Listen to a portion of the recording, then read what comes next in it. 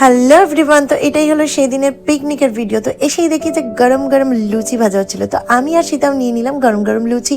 কিন্তু খেতে বসে আর পেটে কি আর খাবার ঢোকে? যখন এরকম অবস্থায় বাচ্চাগুলোকে দেখি এতটা রোগা, তো ওদেরকে কচুরি দিচ্ছি, ওরা দেখছি কচুরিও খেয়ে নিচ্ছে। তো শীতে দেরি না করে আমি চলে গেলাম শীতমের সাথে চিকেন আর কিছু চাল কিনতে। ভাবলাম আমাদের পিকনিকের সাথে ওদেরও একটুখানি পিকনিকের অ্যারেঞ্জমেন্ট করে দিই।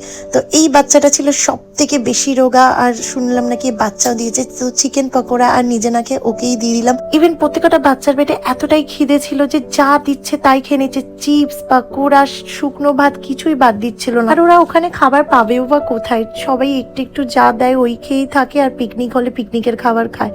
তো যতক্ষণ না ওদের খাবার হচ্ছিল, তো আমি একটুখানি নৌকায় সবার সাথে ঘুরে নিলাম, একটু কিছু ছবি পোস্ট তুলে নিলাম। আর এখানে হট করে ডিজে গান শুরু হয়ে গেছিলো, তো আমি ডিজে গানে নাচতে শুরু করে দিয়েছিলাম।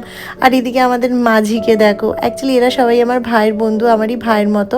তো আমার ভাই অন্যদিকে কাজে ব্যস্ত ছিল, তো ওদেরকেই বললাম চ আমার কয়েকটা ভিডিও তুলে দে। তো তারপর ওখানে গিয়ে দেখি যে মিউজিক্যাল চেয়ার খেলাও স্টার্ট হয়ে গিয়েছিল। তো মেয়েদের অলমোস্ট খেলা শেষ হয়ে গিয়েছিল, তো সবাই মিলে খেলার আয়োজন করেছিল। তো ওখানে আবার ফার্স্ট সেকেন্ড থার্ড প্রাইজও ছিল। আমাকেও সবাই খেলতে বলেছিল, বাট আমার খেলতে ইচ্ছা করেনি, কারণ ওখানে গিয়ে বাচ্চাদের ওরম বাজে অবস্থা দেখে সত্যি কথা বলতে আমার খুব মন খারাপ হয়ে গেছিলো। মানে যেটুকুনি হাসছিলাম আনন্দ করছিলাম সব ওপর সবার সাথে গেছে, একটু তো আনন্দ করে থাকতে হবে। তো ফাইনালি আমার বাচ্চাদের খাবার যখন বসলাম একটুখানি মনে শান্তি পেলাম। তা ওরাও গভীর অপেক্ষায় ছিল যে কখন আমরা খেতে বসবো, ওরা আমাদের থেকে বেঁচে যাওয়া খাবার ওদেরকে দেবো, আর যেটা ফেলে দেবো ওরা পাবে। কারণ ওরা তো এটা ভাবেনি যে ওদের জন্য খাবারের অ্যারেঞ্জমেন্ট করা হয়েছে এইভাবে।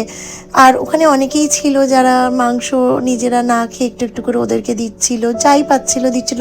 ইভেন ওরা এত স্পাইসি ঝোলও খেয়ে নিচ্ছিল, শুকনো ভাত খেয়ে নিচ্ছিল। কি বলবো, মানে কি কষ্ট, নাকি প্যাথেটিক মানে ওদের জীবন। মানে সিরিয়াসলি বলছি, ওরা যেভাবে অপেক্ষা করছিল কখন আমরা ওই খাবারগুলো ফেলবো। দেখো পেছনে ওরা ওই খাবারগুলোই চেটেপুটে খাচ্ছিল। তো ফাইনালি যখন ওদের খাবার রেডি করে আমি সবাইকে খেতে দিচ্ছি, সিরিয়াসলি বলছি ওদের মুখের টেস্ট, মানে ওরাও স্পাইসি চাইছে। সিদ্ধ ভাত চিকেন ওদের পছন্দ হচ্ছে না, বাট পছন্দ না হলেও ওদের পেটে এতটাই খিদে ছিল, ওরা কিন্তু খেয়েছে সব চেটেপুটে। মানে দেখো সবাই খাচ্ছে, মানে ওরা ভাবছে আমরা তো এত স্পাইসি খেয়ে বড় হয়েছি, হঠাৎ করে কি সিদ্ধ খাবার দিচ্ছে ধুত। মানে আর সিরিয়াসলি বলছি আমার না ওদেরকে স্পাইসি খাবার দিতেও ইচ্ছা করছিল না, বাট অনেকে এসে ঝোল টোল ঢেলে দিচ্ছিলো। বাট কি বলবো, ওরা ওটাকেই চেটেপুটে খাচ্ছিল।